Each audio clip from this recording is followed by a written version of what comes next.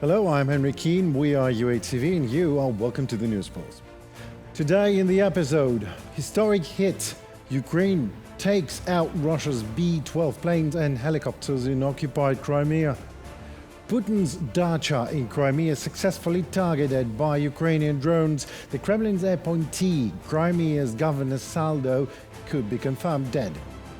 The United States senators push for Russian frozen assets to be directed in favor of Ukraine.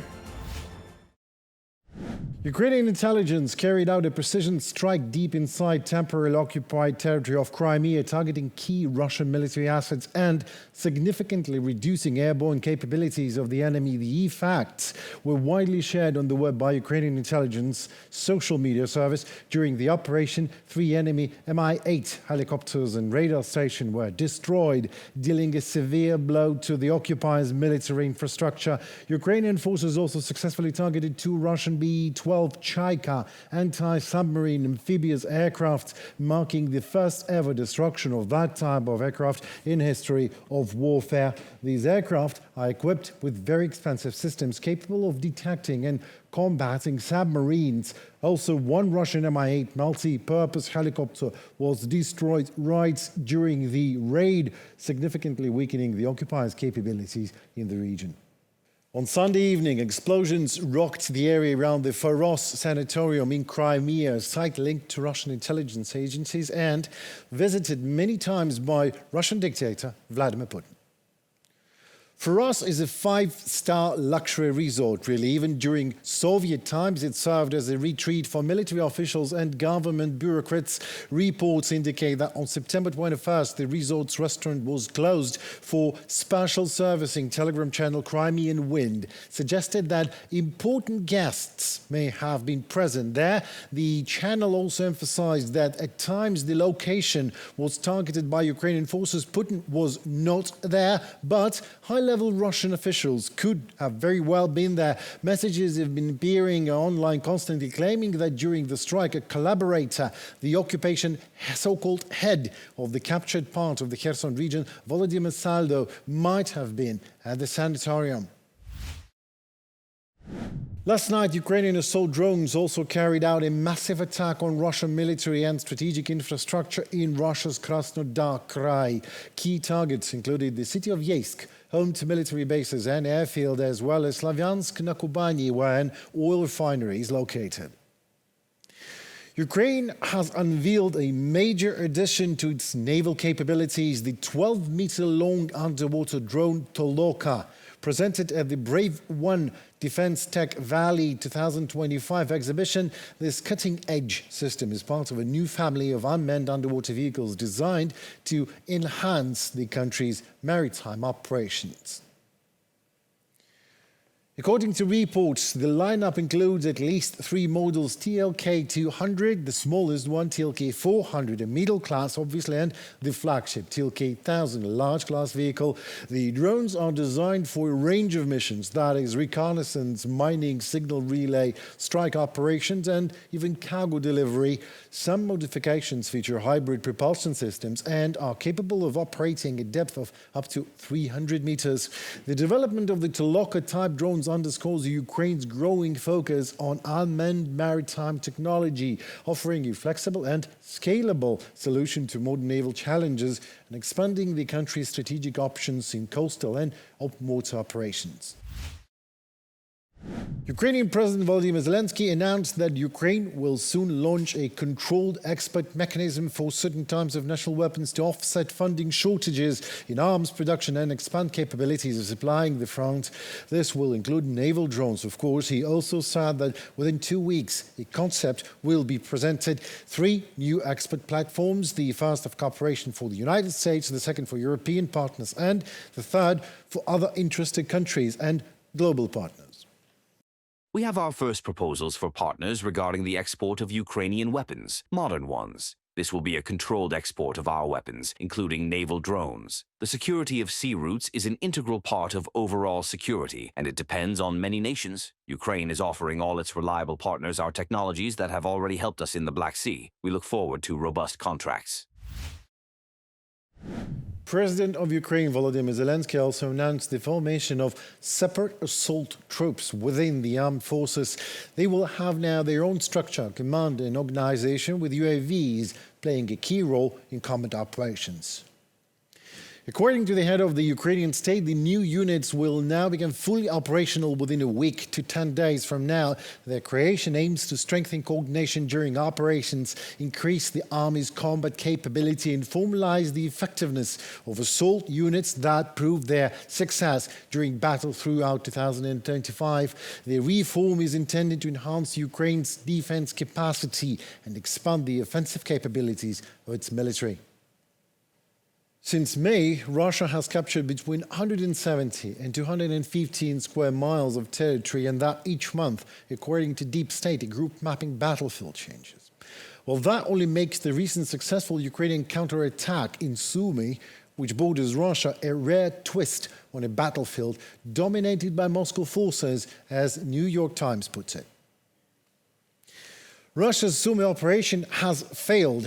President Volodymyr Zelensky of Ukraine confirmed to reporters on Wednesday they suffered significant losses, primarily manpower. Reclaiming small areas of Sumy helps Ukraine counter Moscow's narrative that Russian advances are unstoppable and that Kyiv should settle for a peace deal now, even if it means giving up on territory. Moscow's progress has stalled in Sumy to the point that it is moving troops from the area to other fronts, analysts confirm now, including the eastern region of Donetsk, where it is trying to pocket several key locations.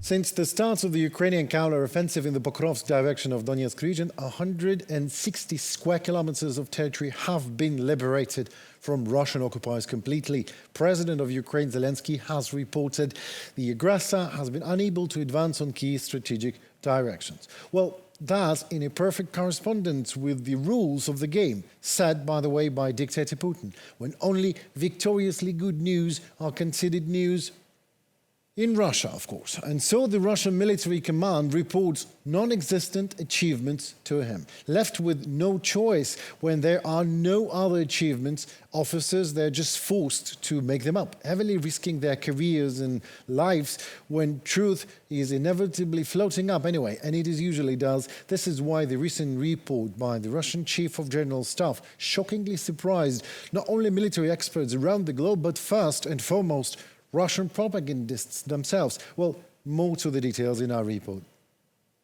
Chief of the Russian General Staff, Valery Gerasimov, is lying to Putin about the state of affairs on the front line, claims Reuters, citing sources. He stated that the aggressor country's armed forces are allegedly advancing on the Pokrovsk direction. In reality, however, in the Pokrovsk area, the armed forces of Ukraine are successfully repelling the enemy's offensive.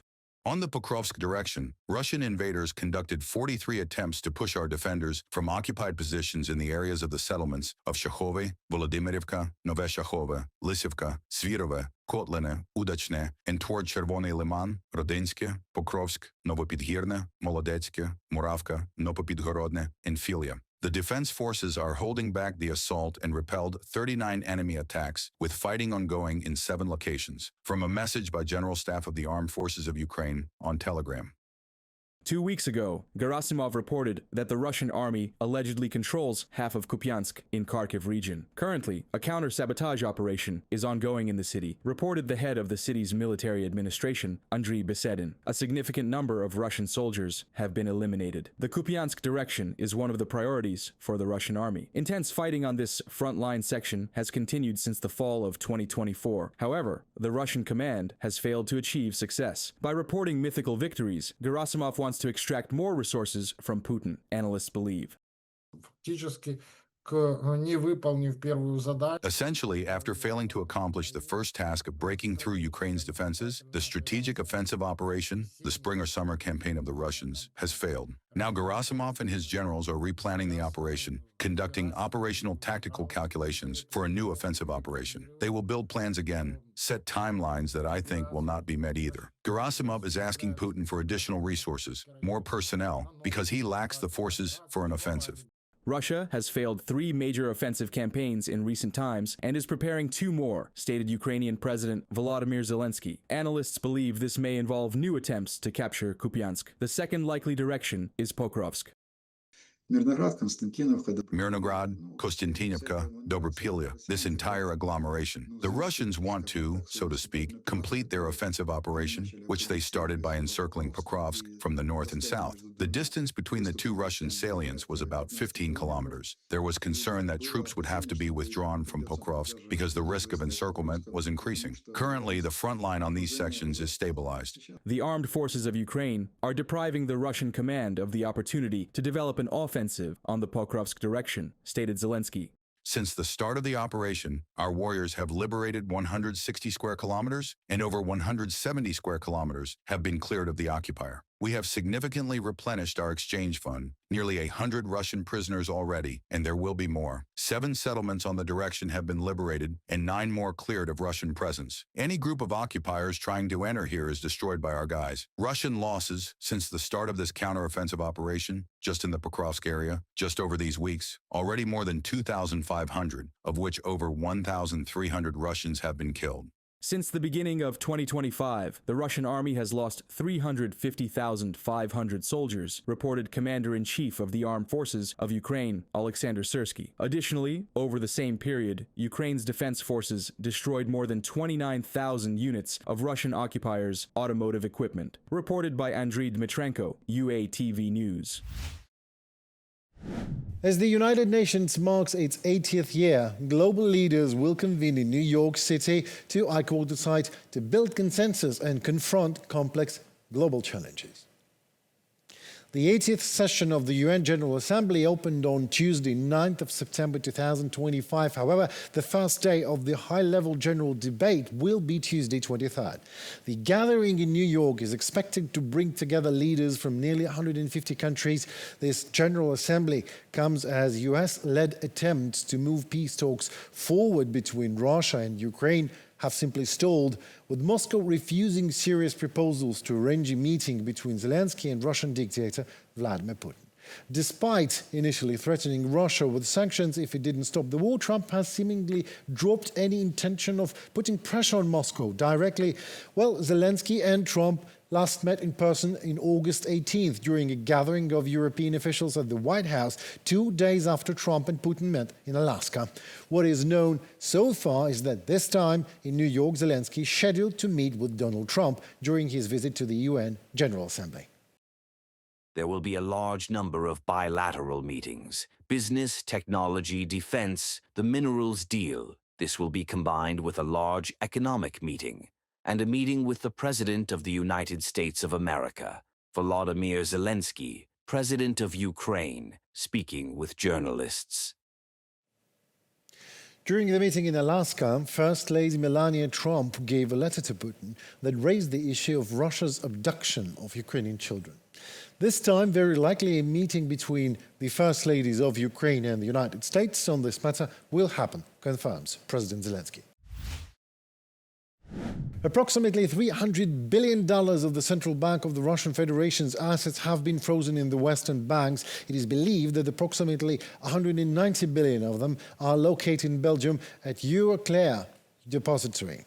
There is no exact information on how Russian assets are frozen in each country. However, according to the president of the European Central Bank, Christine Lagarde, for example, only the United States, it is $5 billion.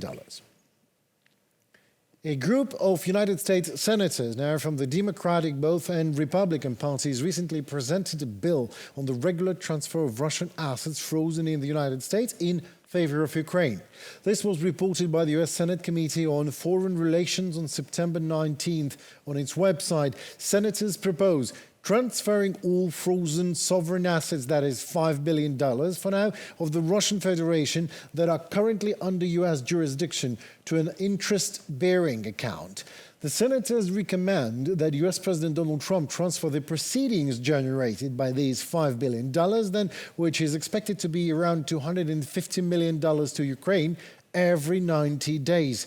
In addition, the U.S. administration should continue diplomatic efforts to convince other countries to also begin redistributing all at least 5% of frozen Russian assets, and that's approximately $15 billion every 90 days, also in favor of Ukraine. Given Russia's brutality against the Ukrainian people, it was only right that Russian government funds in the United States be seized and repurposed to help Ukraine rebuild its country under the REPO Act. Now, the REPO Implementation Act will encourage our allies to use the Russian assets in their countries to do the same and ensure that the assets under U.S. control are used pragmatically. Republican Senator Jim Risch.